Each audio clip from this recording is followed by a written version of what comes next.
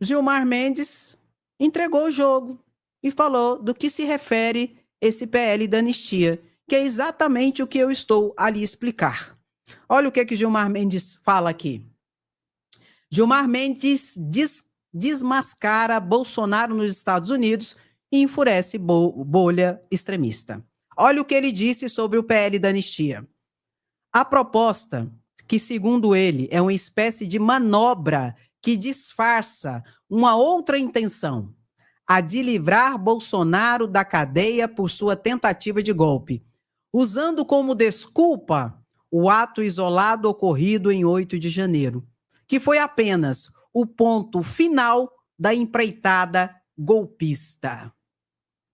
É só uma desculpa para livrar os chefes, para livrar os cabeças. Por isso que eu digo e repito que não será aprovado. Vamos ver aqui, meu lindo e minha linda. Toca no like e bota. Sem anistia, queremos justiça, somos resistência. E não tem ninguém melhor do que Alexandre de Moraes para ser ouvido nesse momento. Alexandre de Moraes, ele sim, está com sangue nos olhos. E ele sim, não vai deixar barato. E quando eu falo ele sim, sempre é importante reiterar que tem todo um contexto. Polícia Federal antes, PGR antes e também todo o Supremo Tribunal Federal, cuja divergência, quando tem, André Mendonça e Nunes Marques, mas na maioria dos casos é só André Mendonça. Então não é Alexandre de Moraes, é tudo. O Alexandre de Moraes a gente fala porque ele pegou no chifre do capeta, de fato e de verdade, e botou ordem na casa. Mas tudo é chancelado pela investigação da Polícia Federal, denúncia do PGR e concordância dos outros ministros, na sua grande maioria esmagadora. Fala, Xandão. Reiteradas vezes querem ameaçar a democracia brasileira. Essa antiquíssima mentalidade mercantilista que une o abuso do poder econômico, que só visa o lucro, com o autoritarismo extremista de novos políticos, volta a atacar a soberania do Brasil, volta a atacar a justiça eleitoral, com a união de irresponsáveis mercantilistas ligados às redes sociais, com políticos brasileiros extremistas. A justiça eleitoral não se abala, a justiça eleitoral continuará defendendo a vontade do eleitor contra a manipulação do poder econômico das redes sociais, algumas delas que só pretendem o lucro, que reiteradas vezes... E detalhe, toda essa estrutura que circundava especialmente Bolsonaro, de rede social, de milícias digitais e tal coisa, você está percebendo que só está caindo? Está caindo, André? Tá. Por quê? Porque acabou o cartão corporativo. Cadê o cartão corporativo? Cadê o Faz-me Rir, a mamata que bancava inclusive influenciadores digitais? Só ficou uma galera restante aí. A maioria saiu fora, né, Jovem Pan? Né, Jovem Pan? Por que será, André? Então, porque acabou, né? Aí acabou. Entendeu, meu querido? Aí o que ele faz? Aí resta os extremistas. Aí tá ficando a cada vez mais um grupo mais isolado e menor de extremistas, golpistas, não é? E daquilo que dá ainda. Você tá entendendo, meu querido? E a máscara do bolsonarismo e da extrema-direita no país só está caindo a cada dia e sendo revelada o que foi, o que é e o que pode ser. O que foi uma tentativa de golpe gravíssima, que se tivesse sido exitosa, já começaria matando Lula eleito, vice-presidente eleito e presidente do Tribunal Superior Eleitoral à época, Alexandre de Moraes, e ministro do Supremo Tribunal Federal concomitante, Alexandre de Moraes. Seria uma sangria, seria sangrenta esse golpe de Estado se tivesse dado certo. Você entende, meu querido? Gravíssimo. Isso é o que seria. O que é hoje? Denunciados, estão no banco dos réus, denunciados e vão responder pelos seus crimes. E o que pode ser? Se não tiver a justiça, voltarão mais violentos e organizados por uma tentativa de golpe pior daquela que teve e que nós vivenciamos.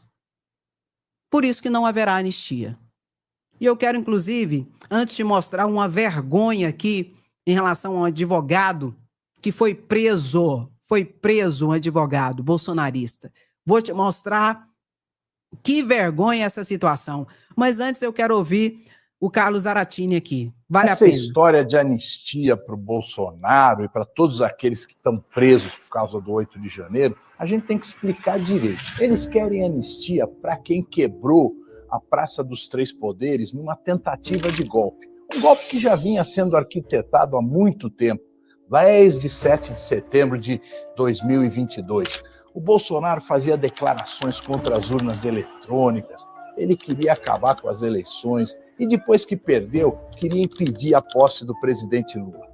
Nada disso aconteceu. Eles fizeram tudo aquilo, acabaram presos e agora o Bolsonaro processado. Até os corredores do Congresso sabem que aqui não vai ter anistia. E não vai ter anistia, sabe por quê?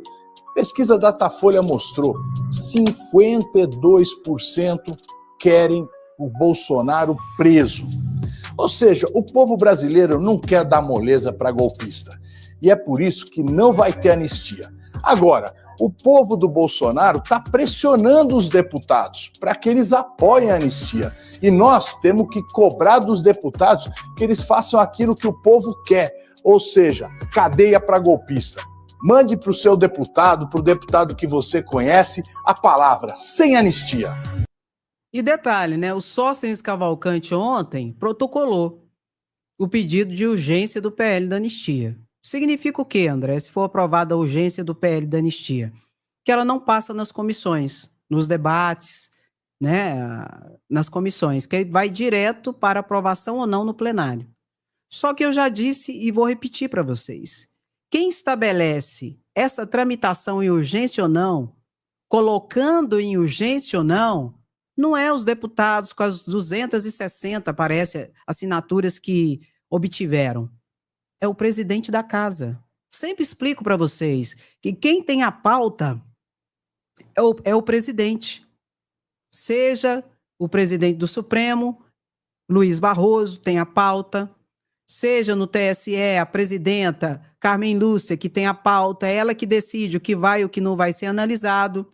Entende? E na Câmara de Deputados Federais é Hugo Mota, ele que decide a pauta, o que vai e o que não vai ser analisado, o que vai ter tramitação e o que não vai ter tramitação. E eu te pergunto, daqui a pouco eu vou te mostrar, e eu te pergunto, Hugo Mota vai colocar em urgência o PL da anistia de Bolsonaro? Que significa, inclusive, derrubar a inelegibilidade de Bolsonaro? Ele vai colocar? O que você acha? Daqui a pouco eu te mostro. Antes de te mostrar, eu quero te mostrar essa vergonha no crédito, no débito e no pixel, né, Nicolas? Advogado que usa as redes para chamar Lula de corrupto é preso por esquema de vazamento de sentenças. Cheio de bravata, fazendo vídeo e tal, falando que Lula é bandido, não sei o quê, não sei o quê. O advogado Tiago Marcos aqui foi preso pela Polícia Federal. Ele é servidor público, ele é sobrinho do governador do Tocantins, que deve ter conseguido uma mamatinha para ele no tribunal, né? Porque ele é assessor do tribunal. Aí o que a Polícia Federal descobriu? Um esquema de vazamento de informações sigilosas dele para terceiros de processos que não poderiam vazar. Que servidores ali dentro tinham que manter o sigilo. O que ele fazia? Ele pegava informações sigilosas, segundo a Polícia Federal, pegava informações sigilosas e vendia.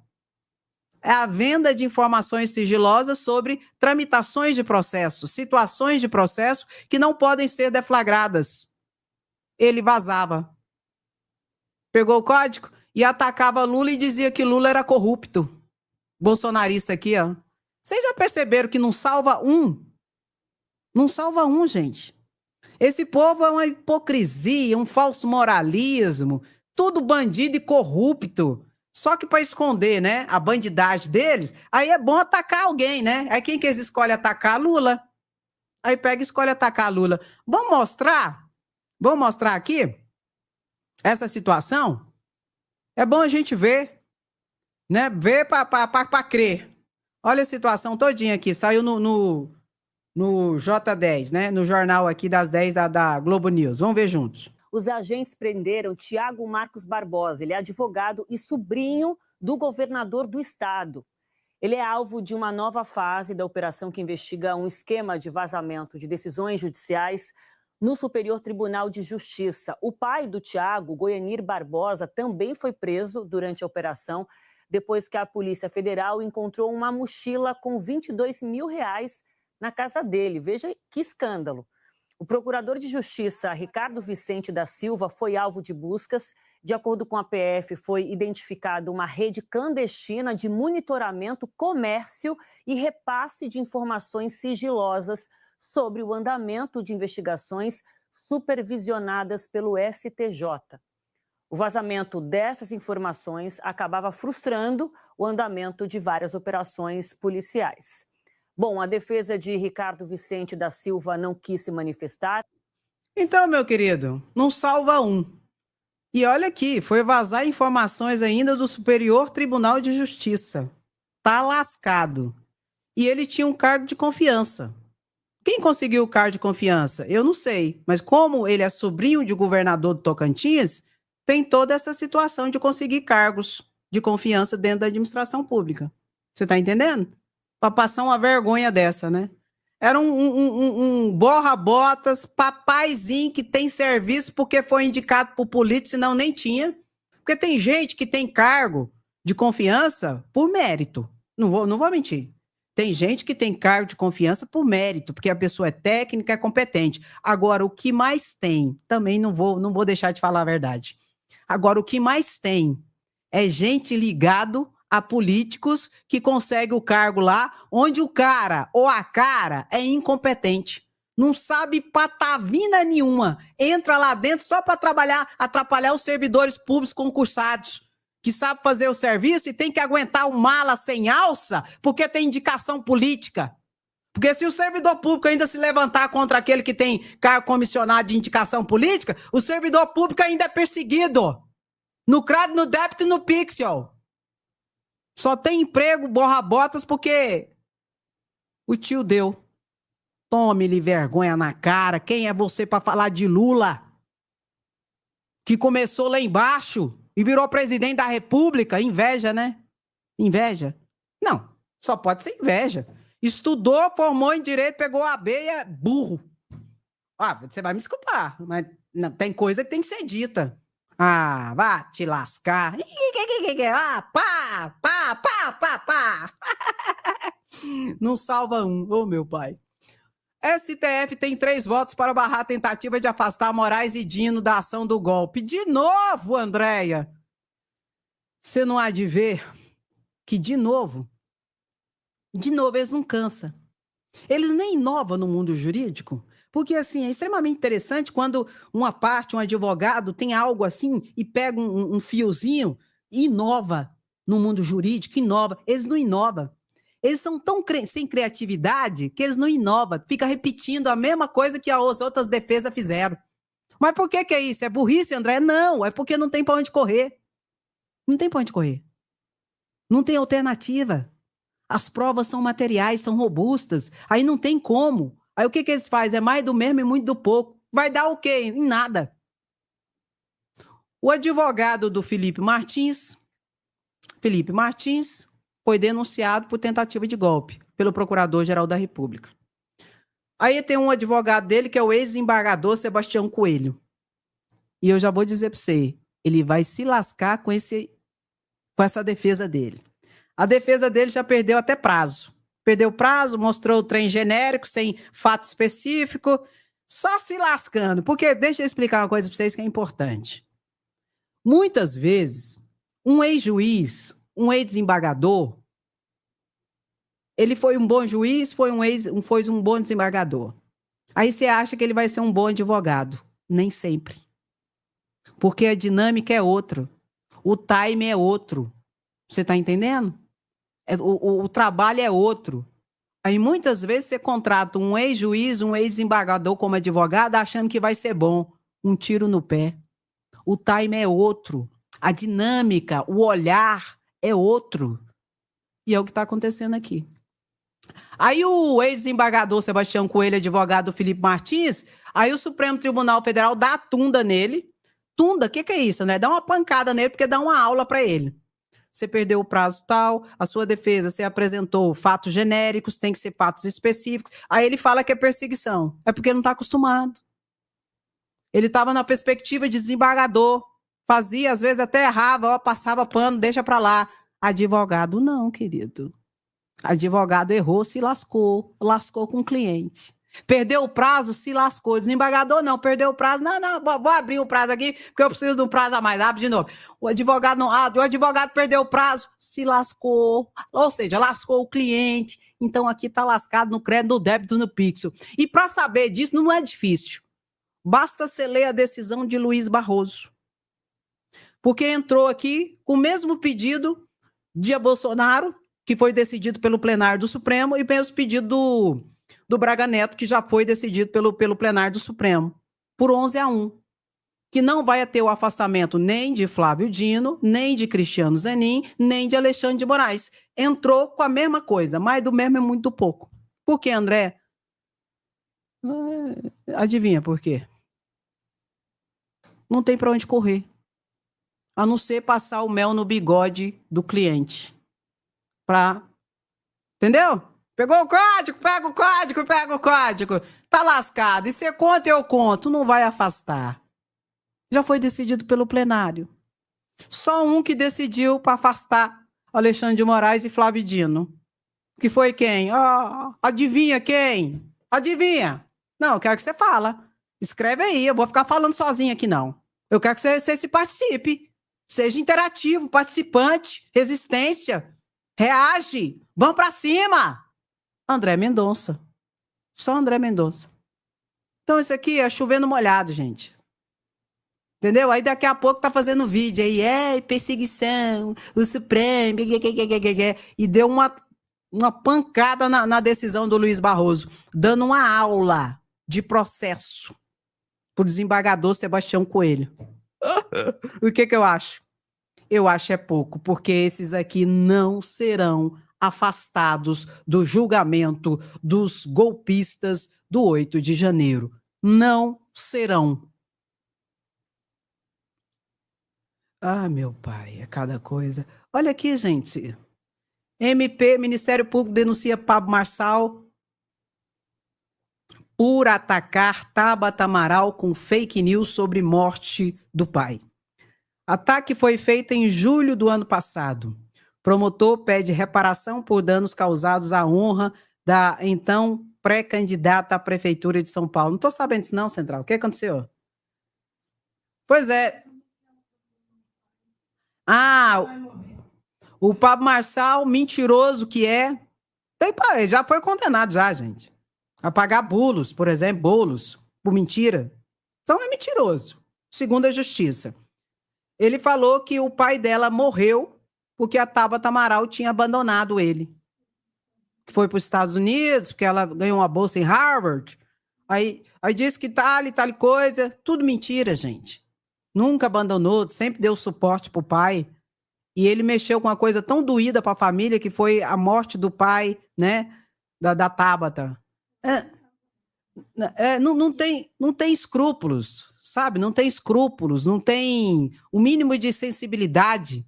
E depois diz que é de Jesus. Eu fico pensando, se não fosse de Jesus, o que esse povo faria? Misericórdia. Vai pagar agora, né? vai se lascar e vai ter que pagar. E o que eu acho? Eu acho é pouco. E eu acho pouco mesmo. Eu acho pouco. Não tinha que ser só dinheiro, não. Tinha que ser mais coisa. Porque é muito pouco. Ofende a honra da pessoa e depois lasca tudo.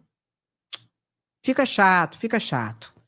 Bom, eu quero pedir para você curtir a live. Quando você curte a live, o YouTube indica para mais pessoas. Nós precisamos alcançar mais pessoas com informações corretas, sem essas loucuras, sem, sabe? A gente precisa disso, porque assim a gente vai galgando a conscientização e as pessoas vão despertando. Vão, André, vão, com certeza. Quantas pessoas aqui apoiavam o inelegível que hoje acordou para a vida? Então é esse o nosso trabalho, é libertar esse povo dessa cegueira, dessas mentiraiadas, dessa fake news, que é usada toda a estrutura exatamente para manipular e explorar das pessoas, muitas vezes sem informação, sem entendimento, para ser levada como gado. Então, curte a live, comenta, sem anistia, queremos justiça, Glauber fica, somos resistência, tá bom? Por quê? Porque quem gosta fica, curte, comenta e compartilha. Quem não gosta, Andréia, vá se lascar. E tá se lascando lá na Argentina, tá se lascando lá nos Estados Unidos. Se tivesse ouvido nós antes, tinha acordado para a vida, né? Mas fazer o quê? Agora é a justiça. Agora é um caso de justiça. E a justiça será feita sem anistia. Muito obrigada, meu querido e minha querida, pela sua presença, sapiência, resistência. Tamo junto sempre, às 12h30 eu volto, tá bom? Beijo no seu coração, até a próxima live, se cuida. Tchau, tchau.